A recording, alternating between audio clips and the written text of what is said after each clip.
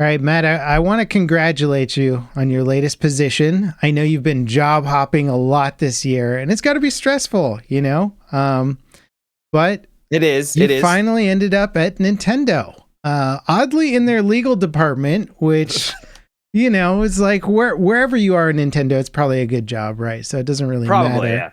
Yeah. It is weird, though, that your first action at the company was to go after Palworld over patent infringement.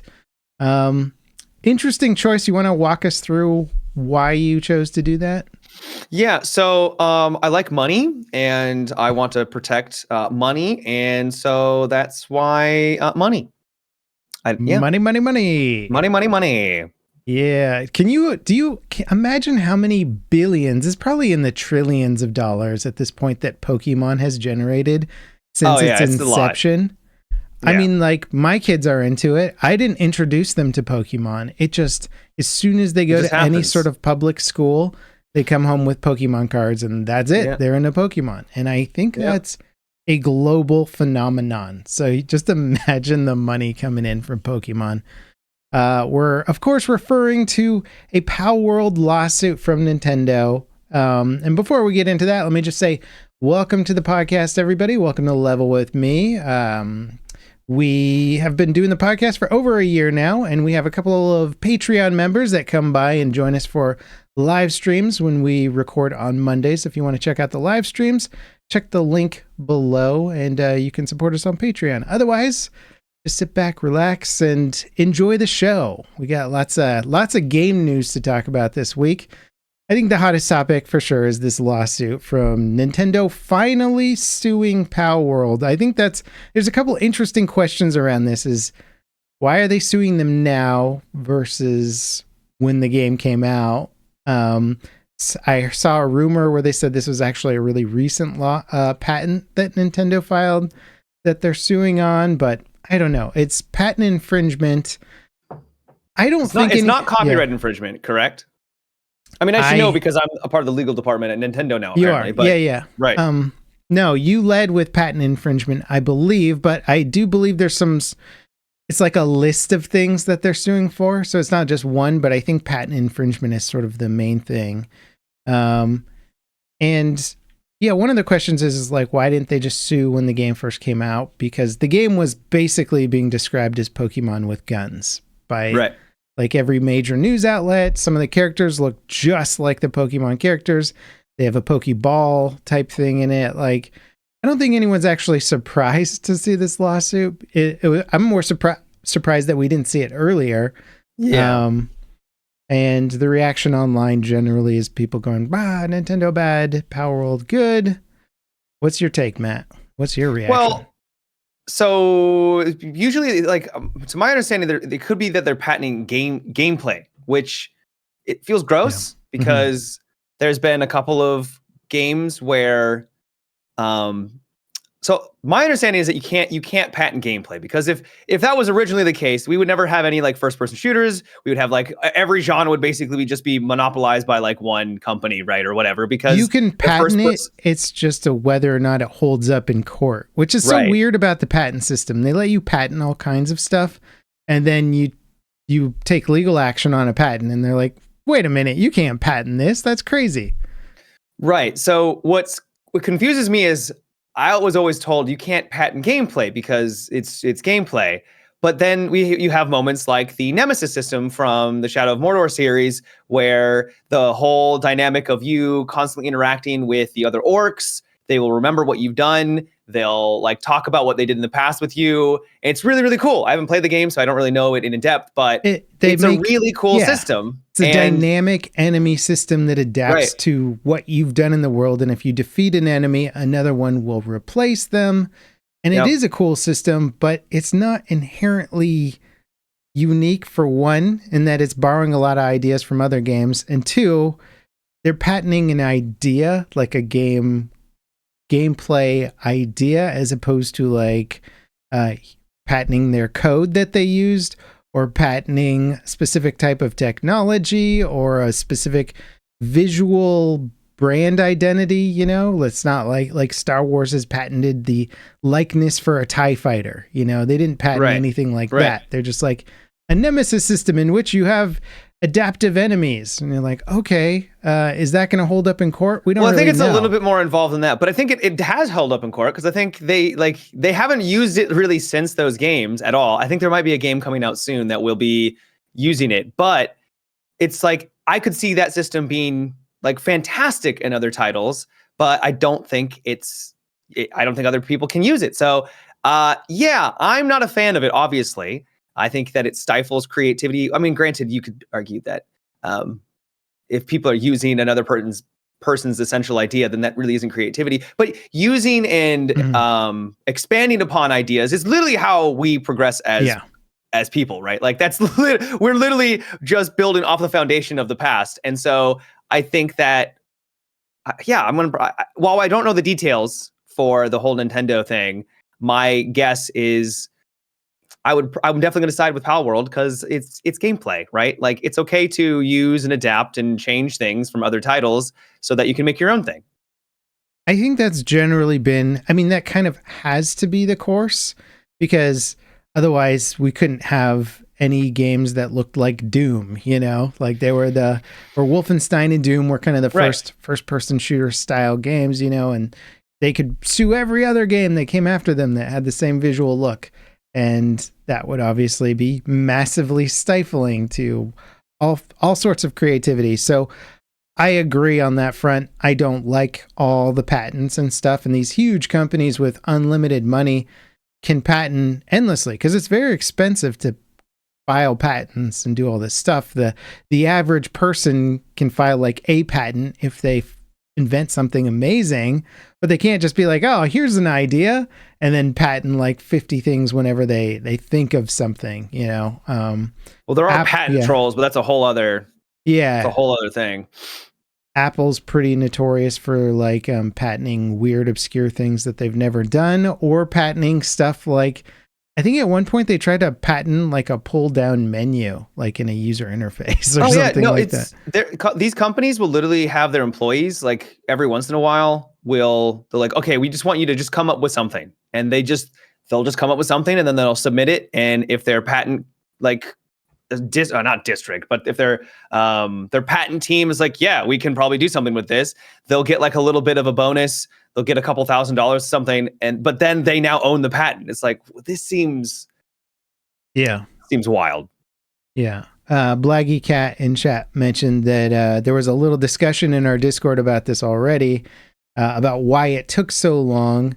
Part of it was for the hype of Palworld to die down potentially, so that they don't get as much backlash. But I don't imagine that. I would think it's much more likely that they were waiting for Palworld to generate a huge amount of cash so that when they filed the lawsuit, the winnings would be massive, right? If they, as opposed to getting, that'd be so gross if that was actually the case. Yeah, I don't know. I'll say this, like, I don't believe in patenting gameplay, but I also think if you're going to take somebody else's idea and innovate on it or evolve it, which I'm totally okay with because many of my favorite games are that. And the game I'm working on is essentially me reimagining a game I loved from 1993. So I totally believe in that. But if you're going to do that, don't make all your characters also look like Pokemon and have Pokeballs and have all these other things that look just like the game you're essentially taking so many of your ideas from. Like, it wouldn't have been hard for them to come up with unique looking creatures that didn't look just like the Pokemon. I don't think they've come out and said yet what the patent is. Yeah. But I don't think it's the creatures themselves that they're patenting. I don't know yet either. Or going after them for. But they obviously were put on Nintendo's radar because the game looked so much like Pokemon and used so many elements that were just straight up, like we said earlier, it was called Pokemon with guns, and everybody equated it to Pokemon as soon as it came out. So it's like everybody's making that connection just naturally. Maybe you've flown a little too close to the sun with that one, and I mean they did. So they're in a lawsuit, and we have no idea how long it's going to take. I've seen estimates for 5 years to, being done in less than a year, but Jesus. With IP law, that stuff can get very complex. And well, it's not. I think it's not only just IP law, but it's also Japanese IP law, right? Like, yeah, I'm unfamiliar with the United States IP law. I have no idea what goes on over there. So don't know. But yeah, we'll see what happens. You'll just keep us posted from your. Oh yeah, of course. Your position at Nintendo. Yeah, of course. So, I know it's like it used to be sort of a fun meme. I can't remember when it was at the height, but remember when people were going, PC gaming's dead, bro? Like, yeah, I remember. Well, I remember it was dying down at one point. Yeah, people were. Yeah. It just was a period where everybody was saying that, and PC gamers were like, what are you talking about? Like, it's amazing. Steam just broke their concurrent player record again with 38.3 million concurrent players online. Pretty wild. I think we should really just as a globe try and get everybody online at once. That would be cool. Just to pump those numbers up. 8 billion now, something like that. Yeah, we can get them all on there. What is the world population? Let me find out. World population. 7.9 billion. Whew! Yeah, it's getting up there. We need to send them. We need to send them to another planet. It's too many for this one. Well, there is Mars. There is Mars. It's a bit of a trek, but man, I hope we get people on Mars at some point within my lifetime. That'd be so cool. It would be really neat. I just want to watch a video of it though. Yeah, I don't want to go. Here's a free ticket. There's a part of me, I think inherently humans like the notion of exploration and going to, crazy new places, but I don't know if I want to go to Mars. By the time we're even there, I'm going to be old and my body probably won't be able to keep up with it. Yeah. I mean, if somebody was like, you want to go to Pandora from Avatar, I'd be like, okay, that looks cool, but then Mars is like, here's a bunch of red rocks. I mean, did you see the recent photo they found a new cooler rock? I'm not even kidding. It has like striations and stuff. Yeah. That was going around the internet. Oh my God. It's geologists. Like they're just like drooling over it. They're like, oh, did you see that new rock? Oh yeah. Granted, it was a cool looking rock. Yeah. They're always like, this dust contained particulates of water or something. And you're like, okay, like cool. Uh-huh. It's exciting. I mean, I'm excited. If they send somebody, it'll be amazing. I know they're working on that moon base though. So. Oh, dude, moon base would be sick too. Yeah. Yeah. Makes me want to play space games. I have been playing space games. I've been going down the indie rabbit hole of top-down spaceship games.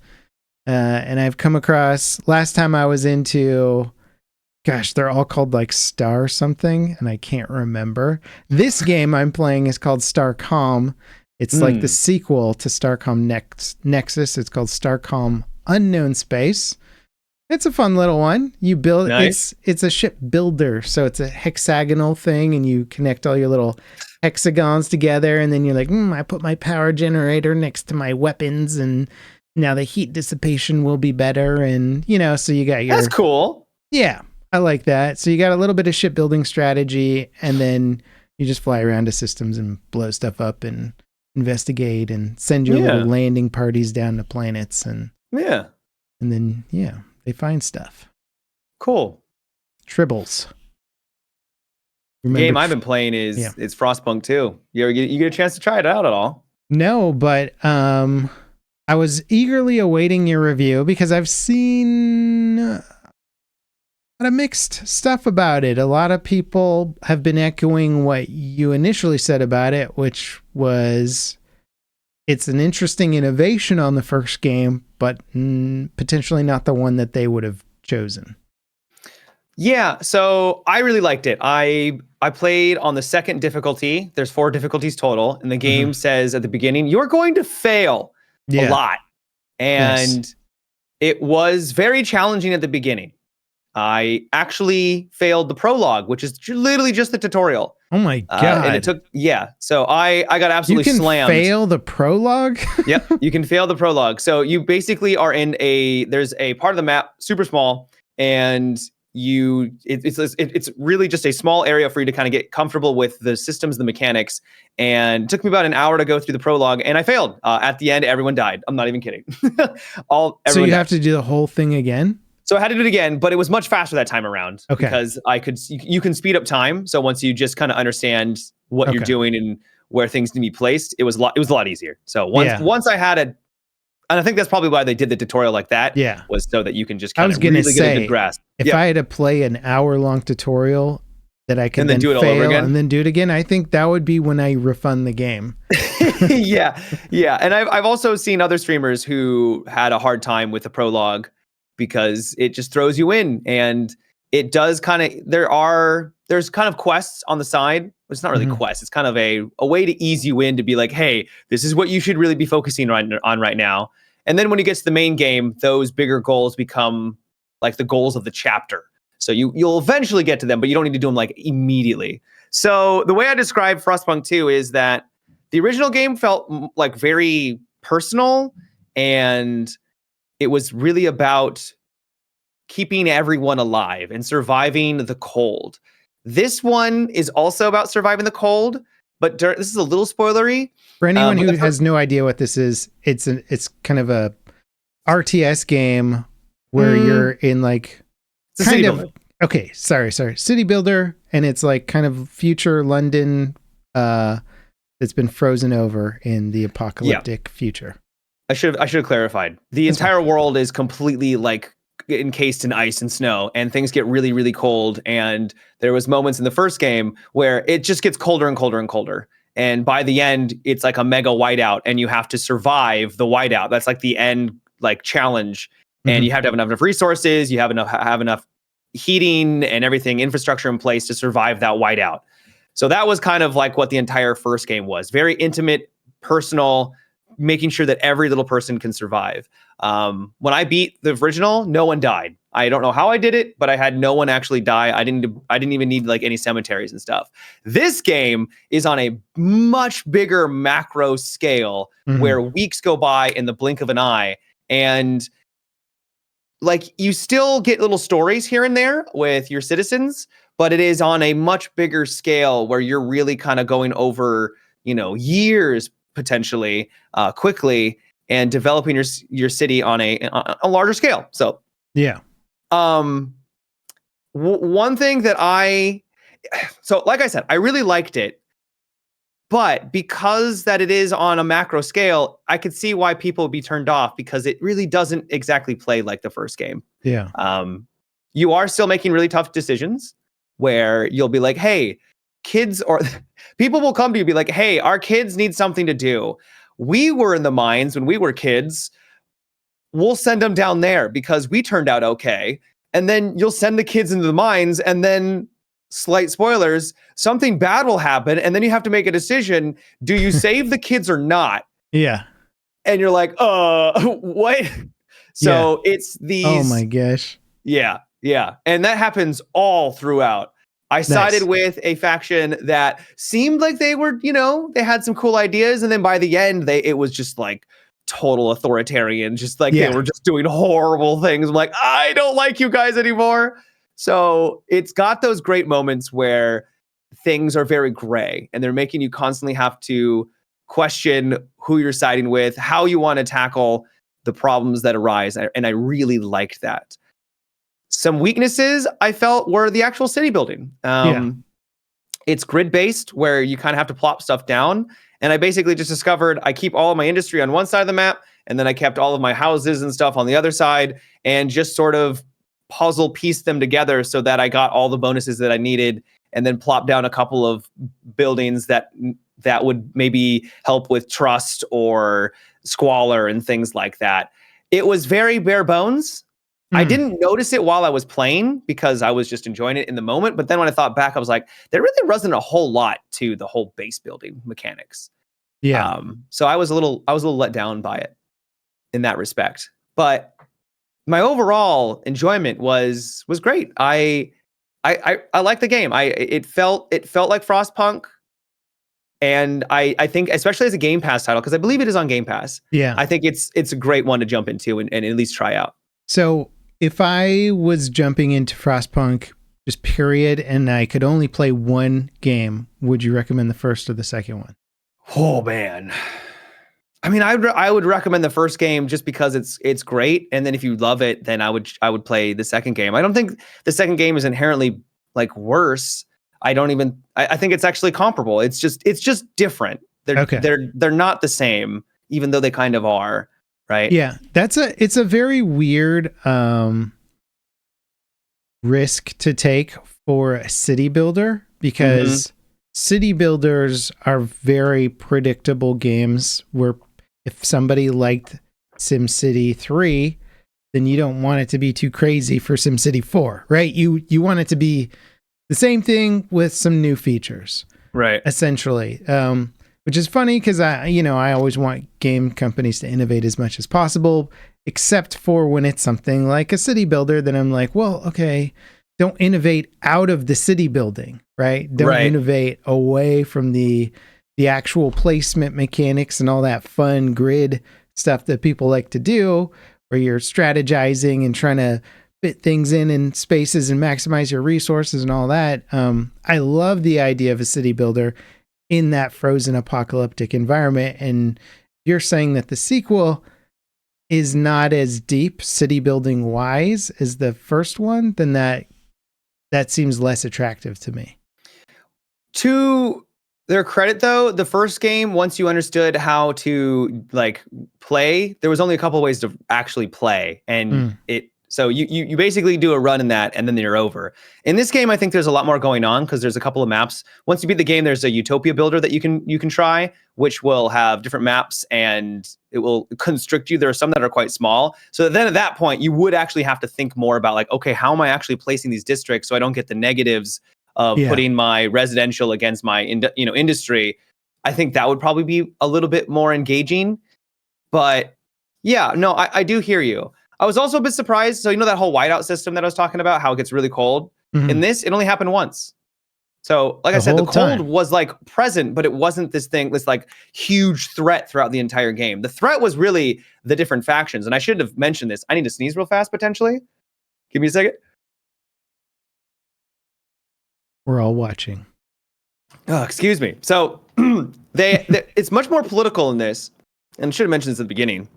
Yeah. And this is where it gets a lot more interesting. So you've got 4 factions. It starts off with 2, and then 2 more kind of arrive. And those 2 that arrive are basically polar opposites, and they're constantly at odds fundamentally with their very like core ideology. So if you start making decisions that benefit one, the other one's like, "What the hell are you doing? Like, I hate you now." And so you have policy that you need to manage. You're never pleasing everybody, right? Is the idea. Right. And then that causes the conflict. And that conflict can be really, really cool, where they'll start to, sometimes they'll go on big rallies. Sometimes they will literally start protesting, which will shut down certain districts. And once those districts are shut down, they're not as effective with their resources that they're gathering from it. And then later on in the game, you can start influencing how many people are able to, it basically can have like a secret police. So you can influence nice. Yeah. You can be a Stalin. Yeah, I love it. Right. So you can pretty much go all in on how you want to tackle playing the game. And it felt like there was more ways of actually playing, and I appreciated that about it. Though I will say, even though the beginning was really, really challenging, once I kind of got a handle on it, by the end, I had so many resources and stuff, it was kind of a cakewalk, which is sort of what happened also with the first game too. And that's how those games tend to go at the very end, though. You get a grasp on it, and then you don't want to be really, really struggling from start to finish in those. Like they mostly start off where a lot of the struggles at the early to mid game, and then once you get a hang on it, the payoff is the end game where you're just like dominating. Yeah. Well, by the end, I had just made some like really great decisions, and I had the resources, and well, look at you. It wasn't as climactic as I was hoping for, because it's like a big conflict, and I was able to resolve it just because I had all of the infrastructure in place. So it wasn't like some big fight or like big I mean, it was, and but it would have been, I think, more interesting if I didn't have so much done. Okay. And so I think the harder difficulties would have made it more exciting. It was still great, and I loved it. But yeah, it was a solid title. I really enjoyed my time. Okay. Well, I'll keep an eye out for it. I personally don't like the city builders that are more politic focused. I like the building stuff. I'm like, I don't care if you people are upset about whatever. It's like, let me build the thing. Yep. Hear you. So yeah, I'll keep my eyes on it, but yeah, I might take your advice if I get into it and just go for the first one the first time and then branch out from there if I enjoy it. We got a little more info. Concord's been a fun one to talk about on the podcast because it is up there as one of the biggest Everyone's video game punching failures bag right now. I mean, 400 mil, dude. That's the figure. Do we that came know out. that it's 400 million? This is not, they wouldn't come out and say that. We'll never know, right? Because they're never going to come out and say this is how much money we lost on Concord. But where does the 400 million go? Yeah. Well, okay. So this is the story. That's why I'm highly skeptical. Okay. So this is the story. Lots of game journalism happens via game journalists talking to people on the team. And then they disclose that and say, obviously my source doesn't want their name referenced, but this is what they told me about development. Right. And so the story that came out is that they spent $200 million on what they thought was going to more or less be the game being nearly done or fully completed. And when they got to that phase and they're like, all right, let's see what you got. It was like super bare bones and just terrible and buggy and like didn't have any of this stuff. Sounds like some real production issues. Whoever was in charge was just like spending that cash like nobody's business. What? I don't know. But even 200 million. I look at Concord. I'm like, I don't see where the money went.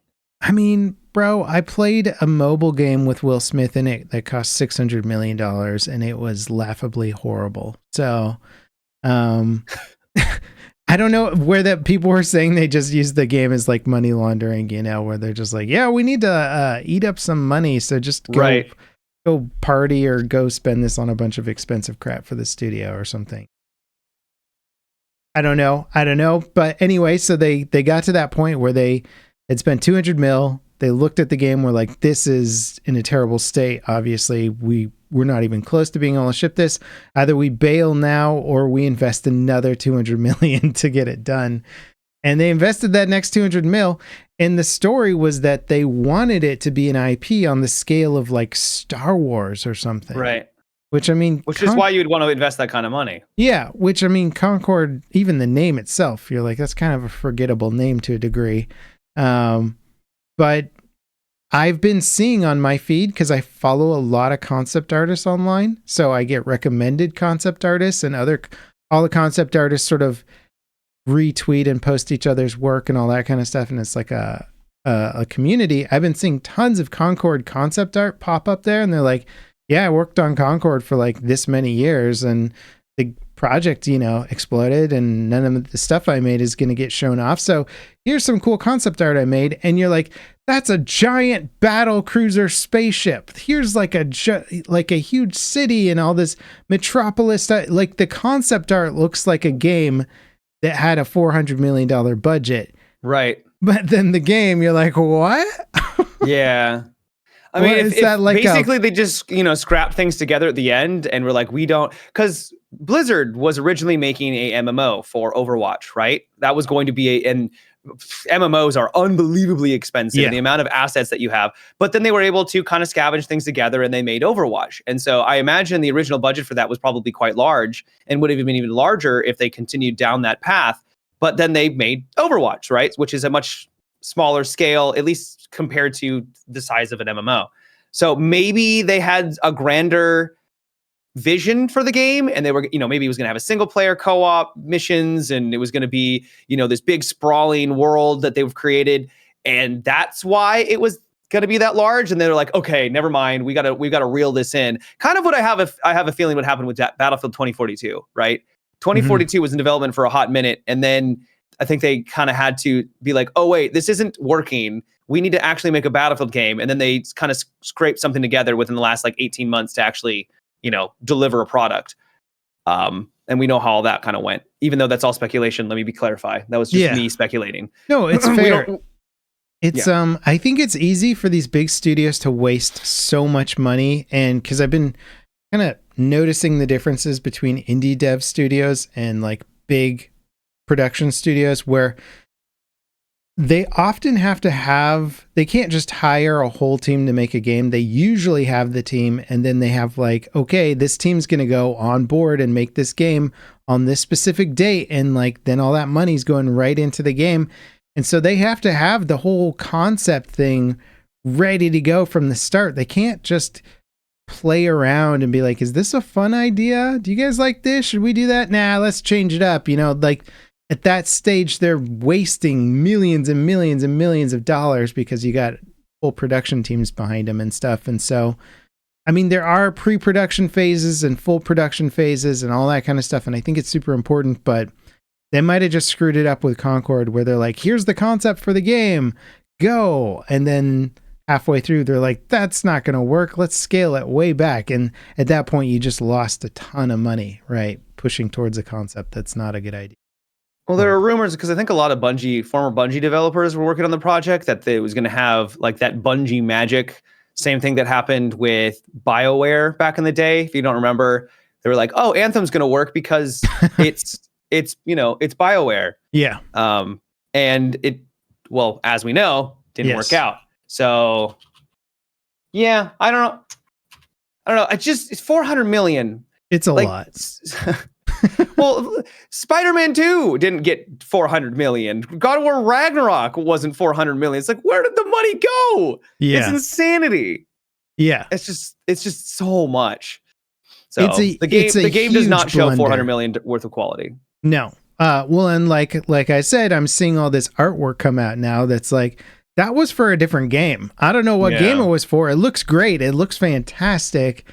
But they were making a game that was way bigger than whatever Concord ended up as. And yeah, they're saying in chat right now, like that it would be a good documentary to like just go over the failure of some of these epic projects. Because how did this happen? Like people need to learn from this so we don't just throw all that money away. Because even though like studios are competing and you're like, oh, well, they're not doing as well this time. You're like, that's hundreds of people's livelihood and hard work for like they said 8 years or something they were working on this project. I doubt it was a total. I doubt it was full production for 8 years. Not yet. Not everybody for 8 years. I mean, they said they just started full production on the next Battlefield game at the beginning of this year. So, I mean, like, obviously these production cycles are not full on from the start, but it's still a huge amount of man hours and talent and work, and God, that would be so hard. It's so hard to work for one of those big companies and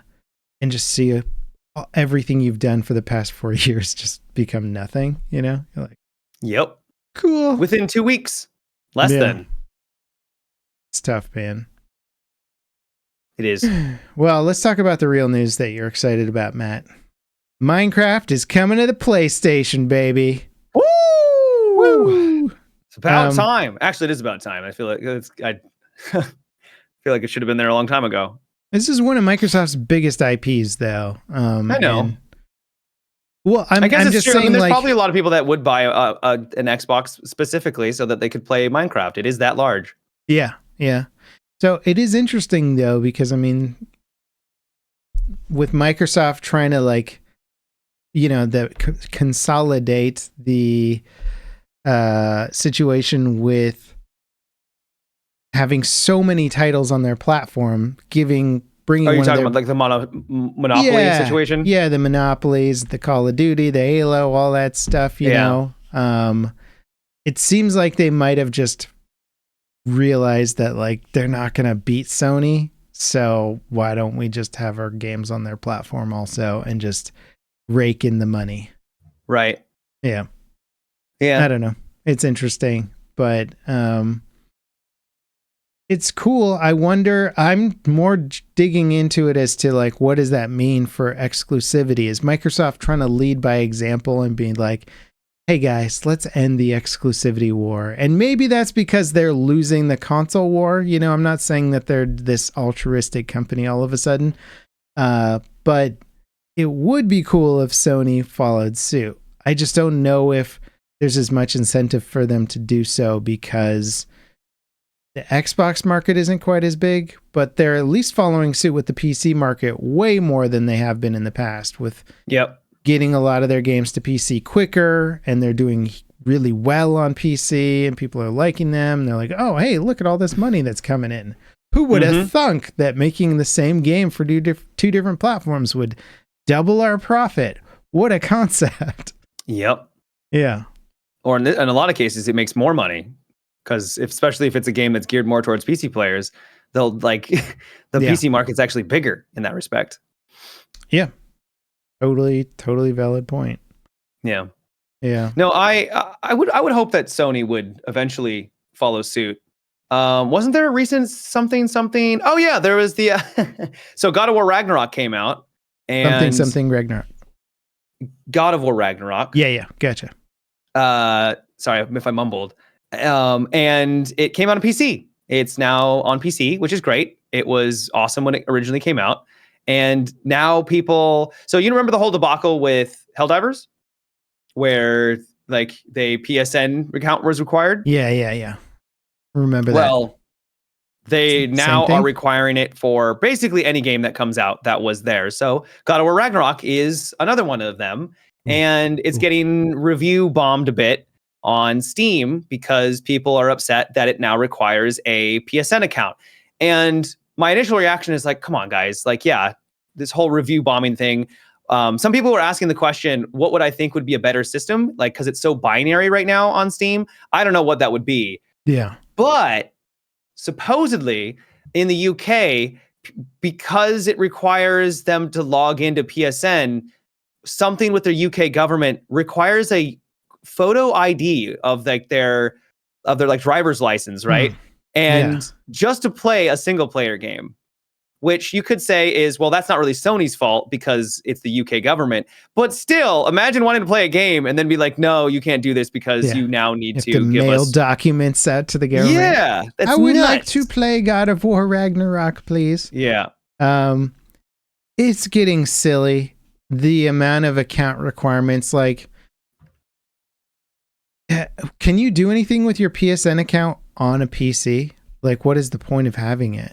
I really don't know, honestly. Is it at least the Xbox account stuff is now integrated to Windows, so it sort of makes sense, and it's all kind of been merged together with your Microsoft account is now your Xbox account and whatever. So it's all just one account. So you have it almost certainly if you're operating on a PC. So you're not like making a new account set up. You probably already have it. So that at least goes hand in hand where a PlayStation Network account, if you don't own a PlayStation, what do you need the account for? Ultimately, my guess is they're just, gathering data and also showing their stockholders or whatever, like, hey, this is how many people we've got signed up this month or whatever, right? Yeah. That's all I can think of. Yeah. It's annoying. I don't think it's review bomb level annoying, but the weird oversight stuff in like the UK with if they actually do need an ID to play the game, that's obviously absolute absurdity. And just like, how'd you miss that one, guys? Yeah. So someone's saying, this is how I think it started a little bit, is the fact that he's like, yeah, I would have had no problem. I knew that I was going to have to make a PSN account. And then when he went through the process, he got stuck by this wall of now requiring more information, which is, it's just too far, which you could just say that's the UK's fault. I get it. But come on, if it's on Steam, why do we need to have all these accounts? This is true for like every company these days. Like every single company is like, hey, you want to play our game? All right, sign up with your email address. Like, really? Yeah. Really? Just log me in through Steam, please. Well, don't think I'll be playing that one on PC, but wasn't going to anyway. It's good though. It's good. Yeah, fair enough. It's just another roadblock, another hiccup. Sony will figure it out eventually, and their games will be less of a pain in the butt. They're new to PC. Let's give them a break, guys. Okay, they'll figure it out. And I'm glad that they're actually now doing this, though. That's the thing, is because before we wouldn't be getting these games at all, like ever. I know. I'm worried that all the review bombing from the angry PC crowd is Sony's gonna be like, fine, we won't put our games. I just hope they're not vindictive and they actually are looking at the money and not the like, my feelings are hurt. They do well. So. Yeah. Oh yeah, for sure. They sell a lot. Matt, those like, have you been following the kind of the memes that have been going around where like the same game designed in Western game studios versus Eastern game studios and like what the characters look like? Oh yeah. I've seen it's that. Like super ugly character in Western game studio, and then like the Asian game studio is like smoking hot. Everybody looks amazing, rippling muscles, big booties. Yep. And that's been going around a bit lately because there's been a bunch of like smoking hot games from like Korean game studios and stuff coming out, and people are like, these characters are too hot. They're far too hot for video games. And to some degree I'm like, yeah, this is a bit over the top, but at the end of the day they're selling tons of copies of games. But there was an interesting interview from Tetsuya Nomura, if I'm saying that correctly, who I believe has done a bunch of the Final Fantasy games. Has he done all of them? I don't know. He's done a bunch. He's been around since I think Final Fantasy 7 days. Okay. At least. Don't quote me on any of this stuff. I just know that he was involved in that project and he's a pretty big deal for Final Fantasy stuff. I'll take your word. He was interviewed and he basically said he wants his protagonist to look attractive so that people don't have to look ugly in their game also. But he was quoting something that somebody said to him when he was like asking them about why they play such good looking characters or why they would want to. And the person said like, well, I don't want to be ugly in the game also.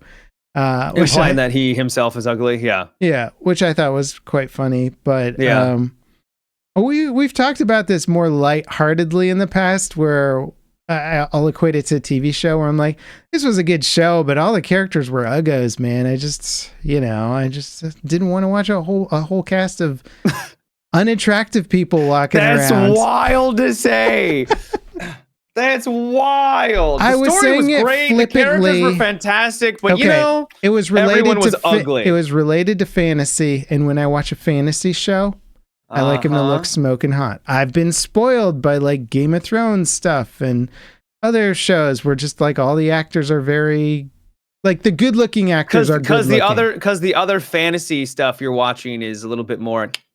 Is that why you're anchored to? I'm giving you a hard time. I don't know what means, but I was implying that you were watching the naughty stuff online. Oh no, is there naughty fantasy? That kind of fantasy. I'm out of the loop. You'll have to send me some of your links. Oh, there's pictures online. I'll send some your way. Yeah, sounds good. Yeah. Sounds good.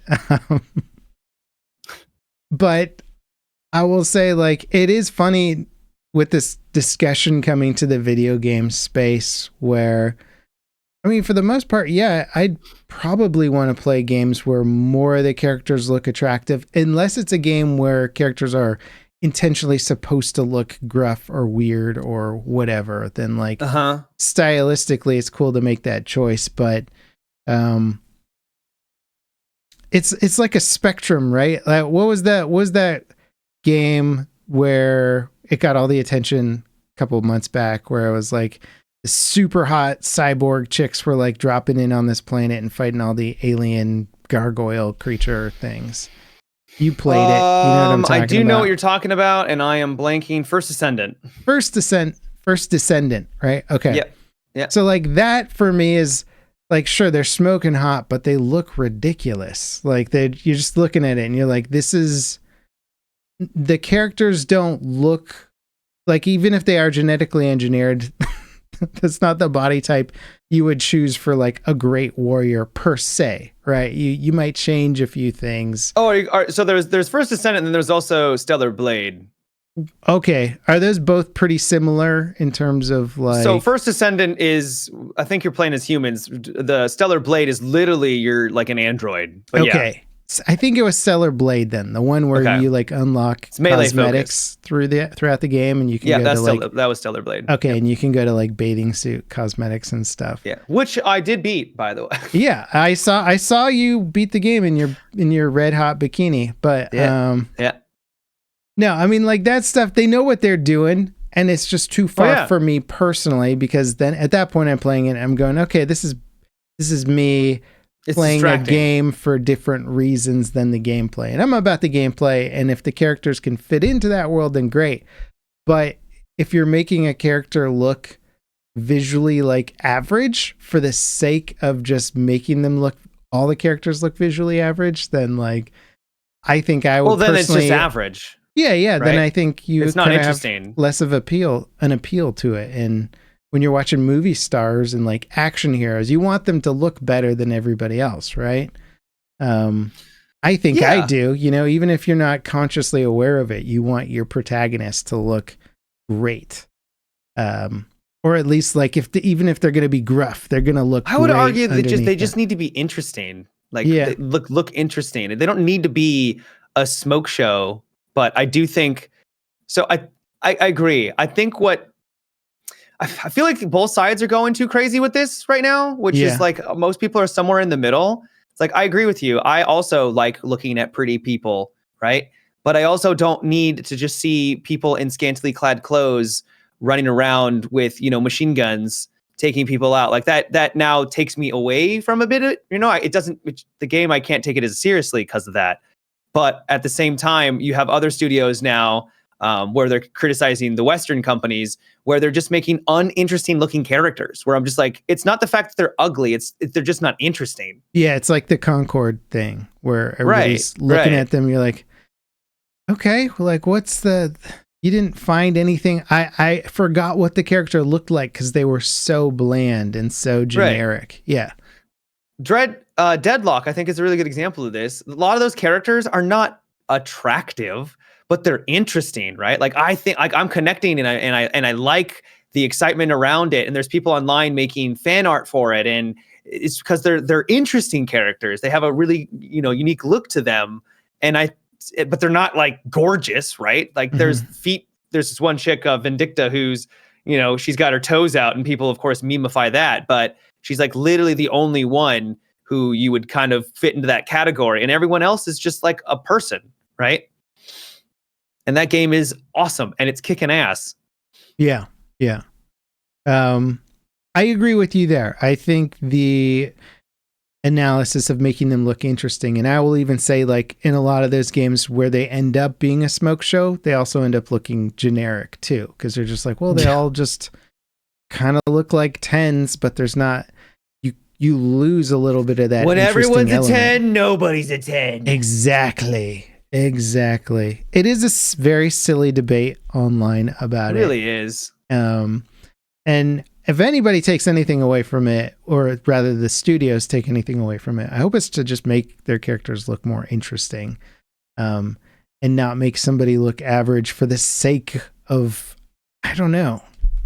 Maybe they think they're being relatable. Maybe they're like, well, I actually do think that's partly it, because like, you ever walk around Walmart? Oh yeah.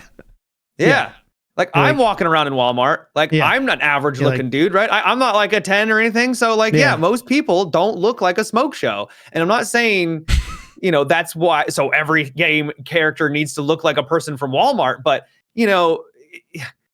there probably is the game studios and these devs trying to make it maybe more relatable. It's like, you could be the hero, right? If you're listening to us in Walmart right now, just so you know, we don't want you as our protagonist. We don't want you in our video games. In our video game. That's what we're saying. You know what I'm saying, Level Cap. I do. There's a reason why People of Walmart is a Reddit thread, It's although I would argue they might fit into the interesting category to some degree. That's true. That is a good point. Yeah. They're interesting enough that they wouldn't make it into Concord. We'll just put it that way. Damn. Ah, boy, oh boy. You want to hear some Star Citizen news? Yeah. No. I know you're excited. It's been a while. I haven't told you about Star Citizen because they haven't done anything particularly testing lately, but they have not. No, they did do 1,000-player server test with server meshing enabled. Nice. And it worked. It worked. 1,000, it was a little chunky. And at 500, apparently it ran really well though. So they're just pushing it to see how far they could push it before it started getting chunky. That's the point, right? Yeah. They've also been in a little bit of, they're always in a little bit of hot water no matter what they do. But they did make I forgot what it's called. I just call it the power loader because it's like, you remember in Aliens when Ripley gets into the big yellow robot, walks around with it. Yeah, so they added one of those to Star Citizen, and it looks cool. It doesn't really serve too much of a purpose in terms of like actually making your life that much easier. Do you have to pay for it? $40, Matt. The price of Marathon is what it cost you right there. Or Concord. No, Bungie's upcoming Marathon, I believe, is rumored to be $40. Has it been announced to be 40? Oh, I didn't know that. Yeah. So, the loader costs $40, so CIG's getting in some hot water for that because... And I think they just rightly... I'm getting pissed off at like the nonsense of like, they're just selling gameplay now.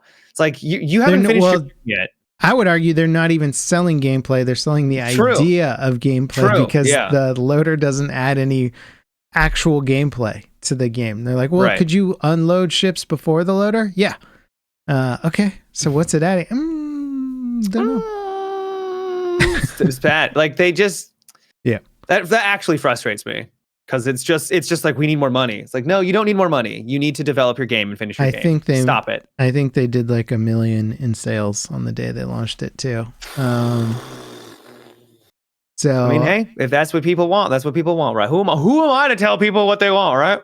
The other hot water thing they got into was it's Pirate Week or something. I don't know what it is. They always have a week, right? And it's this week, and it's an excuse to sell themed content, essentially. So they're selling pirate-themed skins for spaceships and stuff. One of the bundles came with exclusive skins for cargo containers, which is very weird. And they had like pirate logos on the side. So I guess if you want to move your stuff around in a pirate container, cool. Like, be like, that's my container. But it was in like an absurdly expensive bundle. I can't remember what it was. It was like $300 something. So like people were like, so if I want to get the pirate themed crates, I need to drop like $300 in the game. Like, come on, guys. So it was just one way that CIG is being highlighted lately for very expensive stuff. Any good news other than the server meshing working kind of? It seems like they're gonna. So CitizenCon happening next month. October, November. I think it's happening next month. It's happening very soon. It seems like they're gonna get some pretty big stuff in the game before CitizenCon. They might get their new MFD stuff. I'm not totally sure, but they're making good progress on the next wave of features.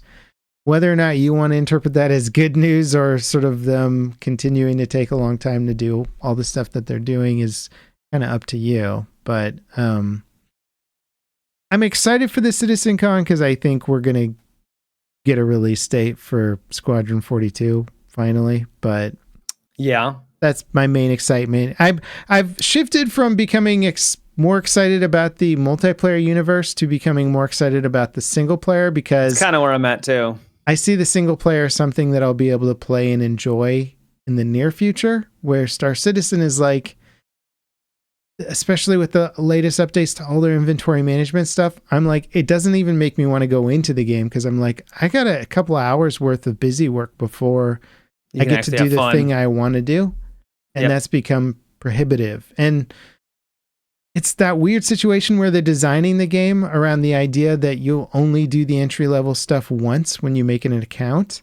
And then it'll be easier from there on. But they keep resetting everything. So people have to keep going back in to do all the entry level crap all over again. Like just moving your stuff to like a station where you'd want it to be. The Tarkov effect. Yeah. And so it becomes annoying to get back into it. Granted, Tarkov actually has more of an interesting early game than that.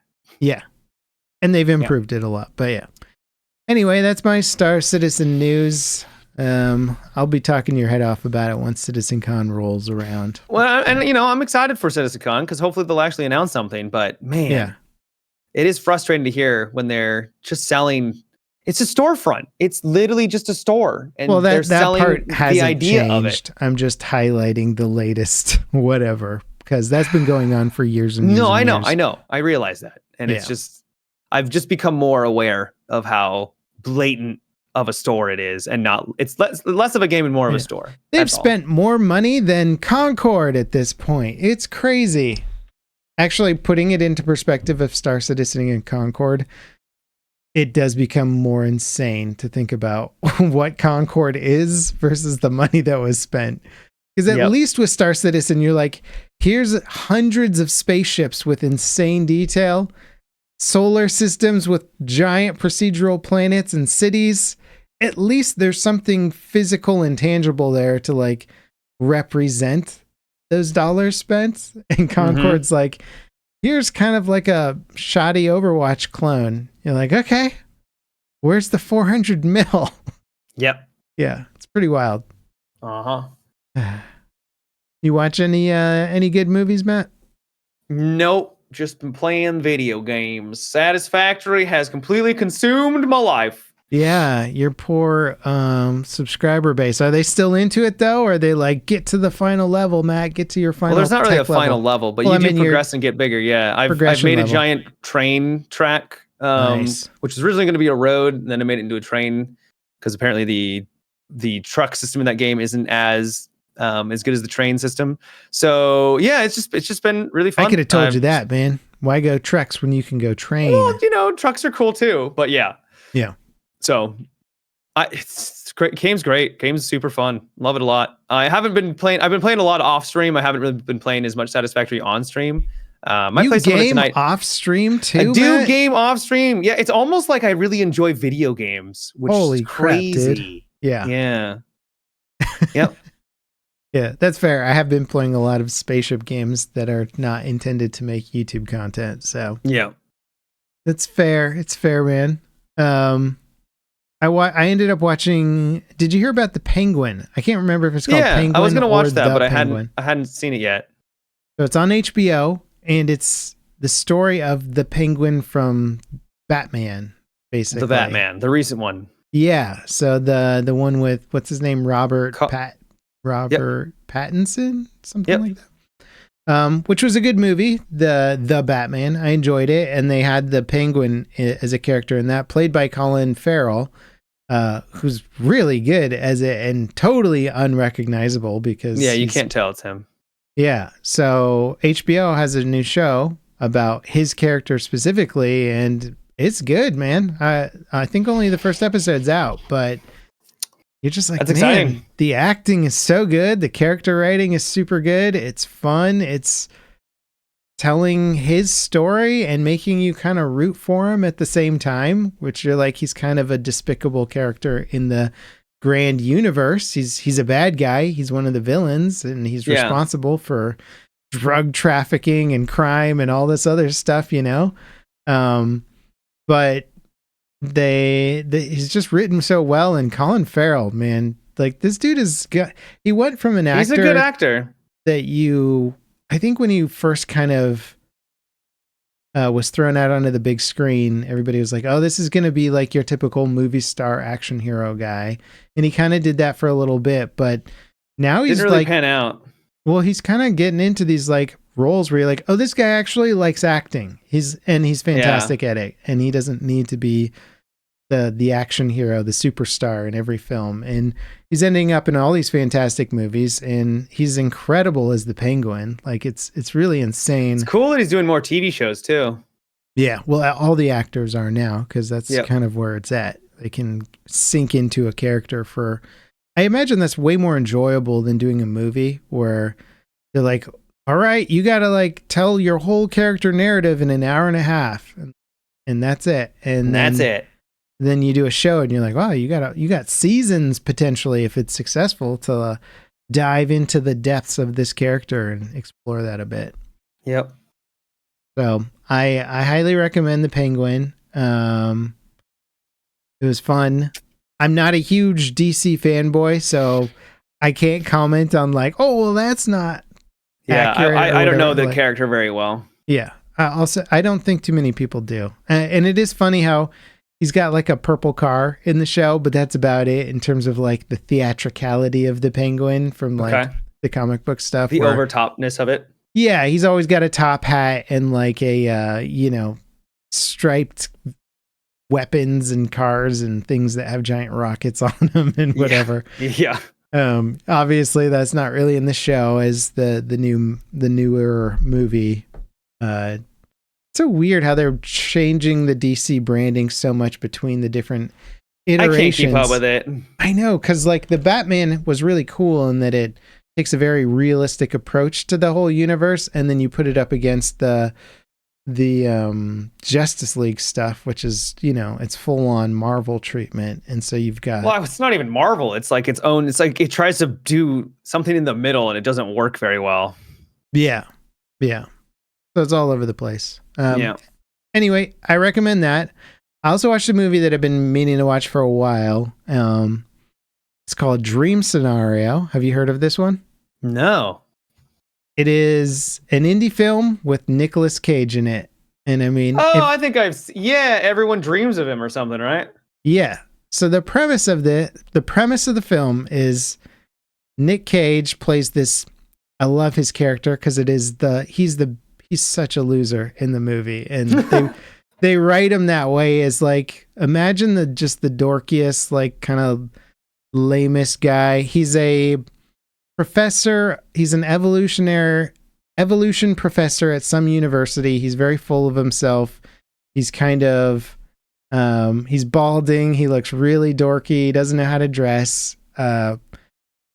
Not masculine in any sort of way. And thinks he's better than he is, has this just sort of character and persona about himself that's very pretentious, but very also unaccomplished. Okay. So you're not really supposed to like him, but you like him because he's Nick Cage, and it's just enjoyable in that way. But basically a completely unremarkable person. And all of a sudden, everybody like in the entire world starts to have dreams with him in their dream. That's so bizarre. And it's not told. The story isn't told. I'm assuming it's a comedy. It's a dark comedy. Okay. It is a comedy though. And but it's told from a very like, what would this actually be like perspective, which is interesting because they could have gone very just fantastical and goofy crazy with it right away. But they approach it from like, yeah, why is everybody having dreams of this dude? What's that about? And then they're like interviewing him and he's just like the biggest nobody ever. So he becomes like the most famous person in the world and also the most uninteresting person in the world at the same time. I'd also imagine one of the most hated if everyone's dreaming of him. Yeah. Well, I'm not going to give away spoilers because things obviously change and escalate, and it's fun. I enjoy it a lot. If you like the idea of an independent Nick Cage film, then this is up there with one of the good ones. Do you remember that one, Pig, from a while ago? Yeah, I didn't ever watched it though. Okay. That one was also really good. He's a chef in that one. But there are a lot of bad independent Nick Cage films too, so I understand if people are skeptical. I feel like he's been on a much better track record over the last decade compared to the decades before then. Yeah. Yeah, he's signing on to some good projects as opposed to bad ones. Although I did watch a bad one, but that was like, I want to say like 6-7 years ago. He went through an era where it was just like he was a meme, and now he's still a meme, but nowhere near what he used to be. Yeah, I've enjoyed his acting career a lot in terms of the variety, right? Yeah. He started off as like an action hero, basically. He was doing Michael Bay movies, The Rock and stuff. Mm-hmm. And then he ended up in all those crazy ones and the bad ones. The bees, not the bees! Not the bees! Which I recommend watching the remake of The Wicker Man to anyone. Get yourself a big old bucket of popcorn and some people to hang out with, and that's a good movie to watch with some friends. It is terrible. but you will be laughing. Let me clarify. It's garbage, but you'll enjoy it. I send a GIF of that movie to people all the time, which is just he's like confronting an old woman in a cabin about like, I forgot what he's confronting her about. The movie's so bad, but she's obviously involved in some crime on this island, and he's confronting her, and she gives him an answer, and then is just staring at him, and he's just staring at her, and then she's staring at him, and he's just staring at her, and then he punches her in the face. And it just gets me every single time. That's great. I laughed the first time I saw that in the movie. I mean, it was just, there's no really other way to take that scene. It's great. Anyway, dream scenario. It gets thumbs up from me. Very entertaining. Fair enough. Fair enough, sir. Oof. Well, I talked about everything I wanted to talk about, all the news this week. I mean, there was a little bit of Battlefield additional tidbits of info here and there. They talked about... Was there? Yeah, did you see the AI generative level design stuff? Stop. Please tell... No. This wasn't confirmed as a Battlefield specific feature, but I believe it was running in the Frostbite engine. It was like an EA investors conference, whatever the heck they're doing. And they showed people being like typing stuff into the video game while they're playing and going, can you make a level with blah, blah, blah? And then it would just immediately make the level. The look on your face is exactly appropriate for the excitement level people should have over this type of feature. It was very much it was very much a product demonstration to get investors to throw their money into the company, because I can't imagine it resulting in good stuff. It could give you ideas of a map, maybe, and then you could maybe flesh it out further from there, but... I mean, there was a couple neat things where you could type in something where like, people can only die from grenades, and then it would change the rules of the game instantly. Well, that's cool. And that's kind of neat, but that's not really AI. That's more just like... Well, it's learning language model talk. I mean, there is no AI if you're going to define it that way. It's basically just interacting with a learning language model to adapt the game rules on the fly, which on one hand is cool. On the other hand, it reminded me so much of... what is it called? Battlefield Portal, whatever it is. Yeah. Where that's what we were supposed to be able to do anyway, and just a little more, and nobody wanted to do it. Because also because it wasn't, the tools that were there weren't that great. Yeah. Yeah. The tools weren't great, or it was way more complicated to do the stuff that we thought we were going to be able to do. And also, I don't think Battlefield's the franchise for, hey, you make the game type approach to game development, Yeah. Like Gary's Mod is that type of game where they go, hey, you make the game. Or Minecraft is that type of game where they say, no, you make it. You make your adventure. Battlefield, I want to jump into a pre-crafted experience that had a lot of time and production quality and money spent on it. Right. And not go, hey, you make this good. Like, that's not what I want for Battlefield. Yeah. So hopefully I don't have to go to the settings and then have a host of different servers to try to find a good server that has the right settings that I'm looking for. And it makes more sense for like a single player experience. Yeah. But from what they're talking about, it sounds like they're just going to throw every single Battlefield concoction they can at the wall and just see what sticks. And that'll be our next Battlefield universe that we're getting. I hope it's not AI driven. I'm hoping that was just to like get investors to throw their money in it. Cause right now that's where all the money's going, into AI research. The game industry's like, we can do that too. But there's also talk recently about how it's not actually panning out and that they're investing all this money and the money they're not getting a big return on it, which to no one's should have been no one's surprise, because it's such a fledgling industry. And I think eventually it will start to pan out, but it wasn't a short-term gain by any stretch right now. Yeah, no, they're vying for market dominance in the next 5 to 10 years. And so it's a huge upfront cost for that. And we'll see. I mean, I think ChatGPT is a great tool for some stuff. And for other things, it's terrible. And it's just depending on what you're doing, where you're working, it's either an incredible aid or not good enough yet. I mean, I made some great cooking recipes. My pizza had, tasted delicious with the glue in it. Did you? I missed that one. I don't know what you're talking about. I think there was recipe that they used ChatGPT and it used glue. Nice. That was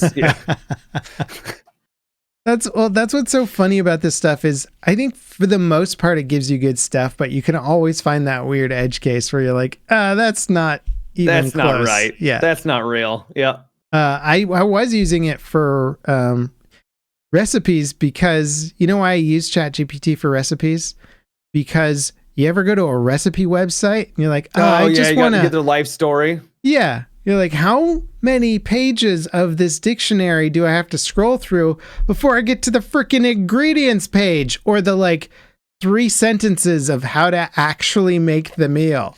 When I was in London as a small boy, I don't care. Give me the recipe. Well, and it sucks because it's all ad revenue based. So they're trying to get you to scroll past all these ads. And then the ad goes, meh, see, he saw all the ads. Now we pay you money. Yeah. And that's literally it. Yeah, it's literally it. So I'm going to learning language models now for my recipes because I get it instantly. I go, okay. And then what's nice about it is you can, if you look in the fridge, for example, and you're like, well, I've got a lemon. These ingredients. I've got some chicken. I've got this. You go, okay, this is what I have, ChatGPT. What can I make with this in 30 minutes? And then it'll give you a recipe immediately. And I'm like, that's actually a pretty darn helpful thing. That is pretty dope. Yeah. There's apparently some refrigerators that will scan what you have in your refrigerator and do that very same thing too. Yeah. Which is kind of nuts. I'm done with fridge tech. It's become a meme at this point. Well, you don't want to have a screen on the outside of your refrigerator that shows you what's inside of a refrigerator. I want to make sure that my fridge has got an active microphone and camera at all times and is tracking my movement. Just open the door. Just open it. I want it to know. Okay. Yeah. I want to talk to my fridge and be like, when did I open my half and half? Is that going to go bad soon? Do I need to order more? I'm at the store right now. It's too. Just chill out on the fridge tech, LG and Samsung. Whoever's. I mean, I guess I could kind of see where if you had a camera in your refrigerator, you could see what's in there. And if you're at the grocery store, you could be like, oh, what do I got? Oh, I got that. Okay, well then I'm going to buy some. But just be a responsible adult and just check before you leave to go to the grocery store. Yeah. I'll make my list before I go. Yeah. I find that's the most helpful. If you just look in the fridge, make your list, and then you end up there, and then sure, you'll get a couple extra things, but I don't need a supercomputer in there to tell me how to buy groceries. Right. Just seems like a lot of needless technology and waste. How dare you insult the next gen refrigerator tech that Samsung and LG at some point these refrigerators, just like your new gaming system, is going to have a better graphics card than mine. Yeah. Well, your pinball machine. I mean, if somebody hasn't figured out how to make Doom run on their fridge yet, I'm going to be disappointed, to be honest. I'm sure they have. Yeah, well, they got it running on a toothbrush, which is impressive.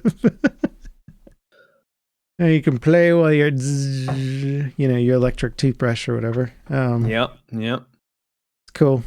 Cool, man. Gosh, Doom has been in the news so much lately just because they're like, look, we made AI generate Doom on the fly. And you're like, yeah, okay. You talked about that, I think a week ago or two. Yep. It's still crazy. It's still one of the craziest things. It's cool technology.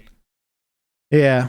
All right, Matt, you want to give the people what they actually came here for? Their life advice. All right, so if you ever find yourself in a difficult situation where you're running out of resources, things are maybe really cold and frigid, what you're going to want to focus on are the bare necessities: heat, food, and water. Once you got those established, things that like the squalor or maybe illness can be achieved and rectified later on. So the core tenets is food and heat.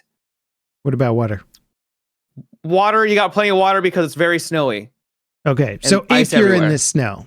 If you're in the snow and you're in a dystopian future, or Why can't you just be in the snow? I feel like the advice applies to people just generally in the snow, right? And it's because I'm referencing Frostpunk too. Oh, I didn't get that. I didn't get that you were making video game related advice. That's all this has become now. Is just me giving advice for video games. That was my strategy. Is I just focused on food and fuel for heat, so that my people, because if people were warm and they were fed, they wouldn't get sick, which would cause would remove that problem. And then I just had to worry about squalor, which is like things degrading. And at that point, it was like easy win. I'd vote for you for mayor of Frozenville, whatever it's called. Thank you. You're welcome. All right, everybody. Thank you so much for dropping by the podcast. We hope you enjoyed. See you next time. Bye-bye. Take care.